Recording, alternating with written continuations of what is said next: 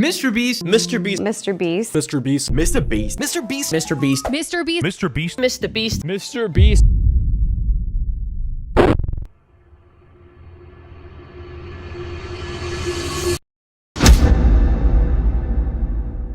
Wanna get $10,000? Well, fuck you, buy my merch, and maybe in 5 minutes you'll get a $100 bill in it. Oh, we forgot about the $100. Well, fuck it. Let's give it to another guy who just ordered. MrBeast really is an odd water. And I know, I'm just one of those guys who talks about this situation, but I kinda wanna see how far it will go. It all started with this guy. After some rough allegations of pedophilia because of his previous messages to minors on a Discord server, he lied about backing out from the MrBeast channel to get a break, and got exposed for it. He then got his beloved Discord server leaked to the entire internet. Not only did he ruin his whole career, but he also brought Jimmy down with him. But how did that happen? Well, let's start with who was in the Discord. Children's. What did he do? Send corny messages to kids? Yes, but more. He sent PRN to them as well, and owned art from a disturbed artist. But are we done? No, MrBeast was also in that server, and let's say he knew about it.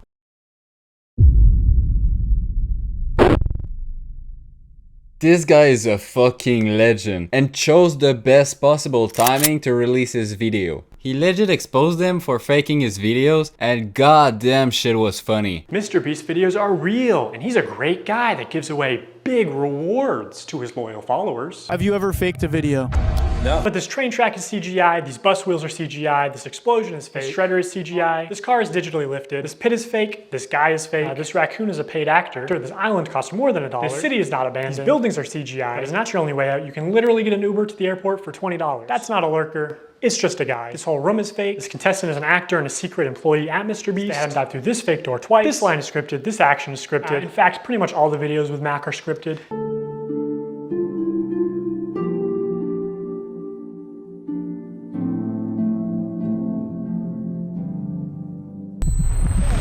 You did it! Yeah! What we did was scripted. Holy shit, this stuff would be easy to pump out. I have no idea how I never questioned myself about the authenticity of his videos, but I'm sure I'm not the only one. So let's start with Mac. I used to watch Eric back when he had 1 million subs, and I also watched Tyler's video on Mac. And I remember questioning myself back then on what the fuck was Mac doing there.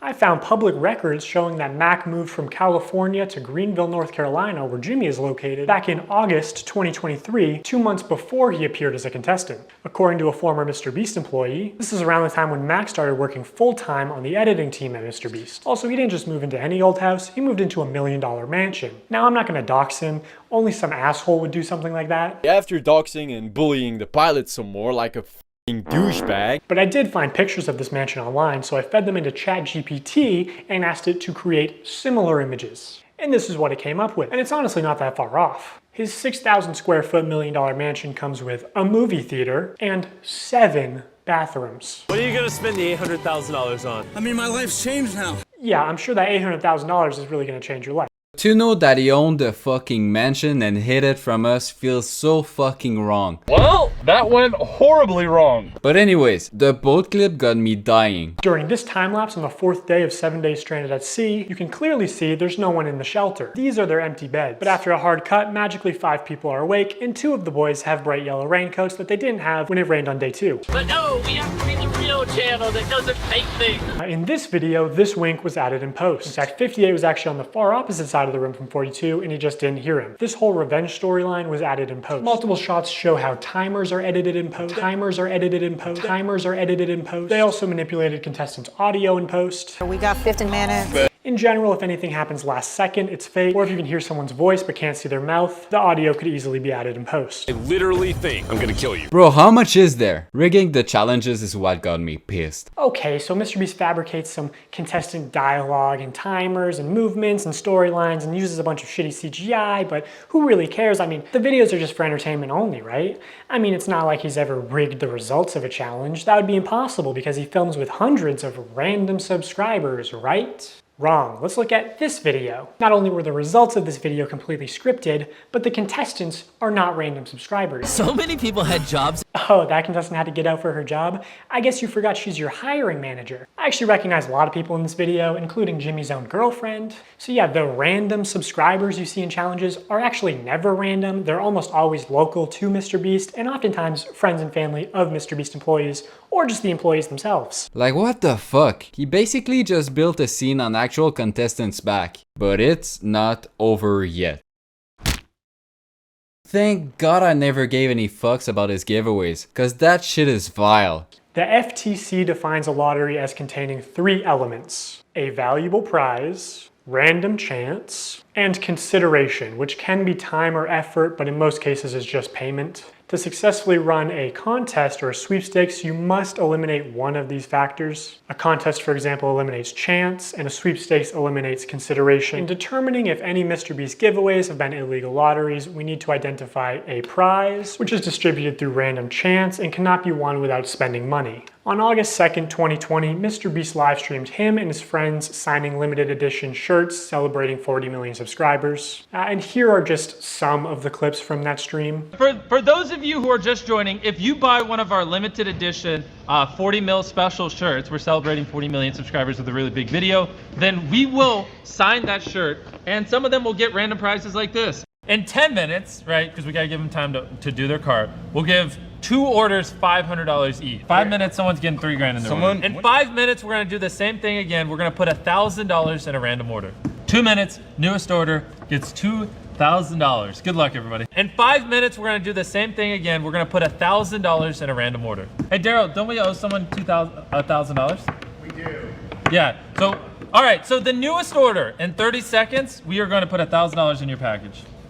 Stephen K. Okay? Stephen King. And there is no second giveaway 30 seconds later, like Jimmy said. This is just one very shady giveaway. They just go on to talk about how Steven made a profit. Stephen's a handsome name. So he actually walked away with some money.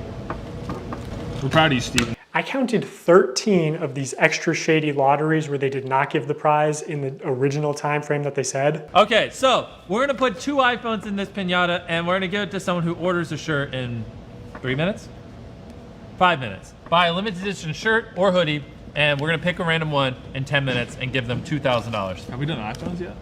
Yeah, oh, we did one. iPhones. Oh wait, hey Yeah. Daryl, first actually, before we do that, we never picked the piñata. Another shady thing he did was constantly suggest that they're doing too many giveaways to make a profit. My guy over there doing the numbers is like, stop, please. It's like, you do realize every time you give away an Xbox and $1,000, you don't make money. I'm like, oh, I know we're not gonna make money. What are we doing, guys?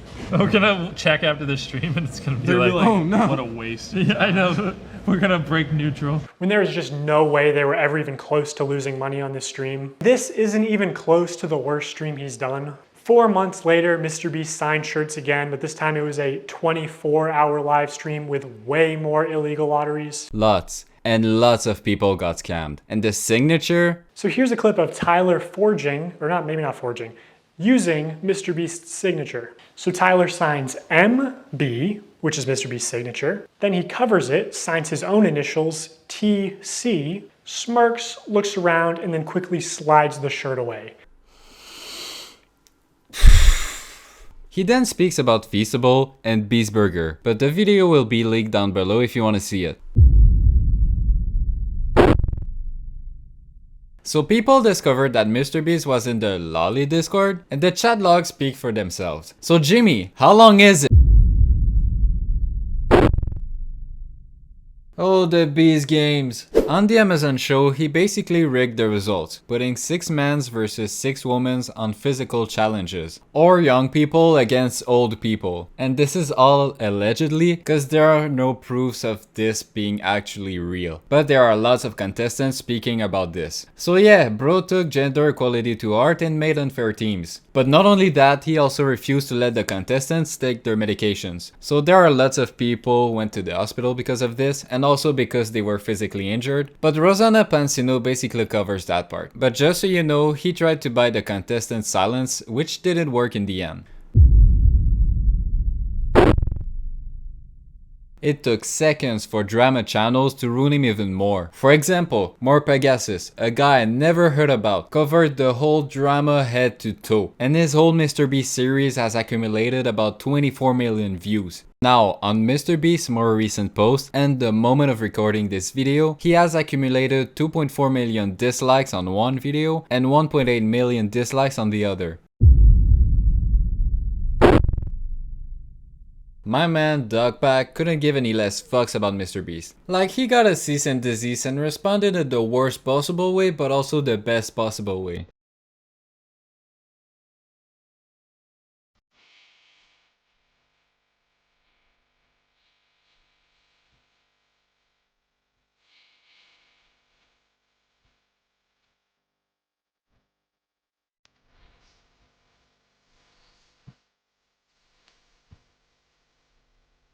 Like, cease and desist these nuts. What a fucking genius. Or Satan Lord of Darkness, bro, this one got me so fucking dead. And the funniest part is the comments. Like, I hired 100 serial killers to assassinate a former employee who exposed me. Or a $1 hitman versus a $1 million hitman. We all know at this point that this former MrBeast employee hates him, but Dogpack is by far the most dedicated to the hate. But he's also not alone. So since the first Dogpack video, the MrBeast channel has deleted over 50,000 comments. So let's get to the second video. Jack Whittle, another former MrBeast employee, has talked about working there. But the video is quite long, so I'll sum it up. First, in the challenges, you are tortured. An example would be sleep deprivation, but there are also many more. And surprisingly, there is a New York Times article about the Beast game, and it basically covers the same topic. He also hired registered sex offenders, Delaware, to be on his video. And so going back to the torture part, he's the one who claimed that they wouldn't shut the lights down when he was going to bed. But they also made him run a marathon without any preparations, but note that he didn't even get fully paid at the end. So since then, there has been a lot of allegations. So since Delaware, we've had another contestant who've been in prison, such as Armani. Yes, the guy from the J-Pole crew. Well, he participated in a challenge even though he's got 20 counts for battery, kidnapping, pandering, and robbery. Like, there's a lot to the list. So why was he in a video? I don't know, but Jimmy does. Since the release of the second video from Dogpack, Jimmy sent the missing money to Jake Whittle, which kind of confirms that he neglected his responsibilities towards Jake, and somewhat confirms the allegations. So now we've got James Warren, secret MrBeast CEO and cousin, who tried to get the editors to take drugs such as cocaine and heroin to get them to work longer shifts. And so we also got Locoyo Hill, COO of MrBeast, a guy who's quite high in the company. Well, the guy simply ran an adult entertainment business. So why is a guy connected to porn running a business made for children's? Not only that, but this guy, allegedly, had victims within the company. He would show his sex toy collection to his assistant, rent hotel rooms with only one bedroom, walk around in his underwear, and probably even more. Besides, there's more coming.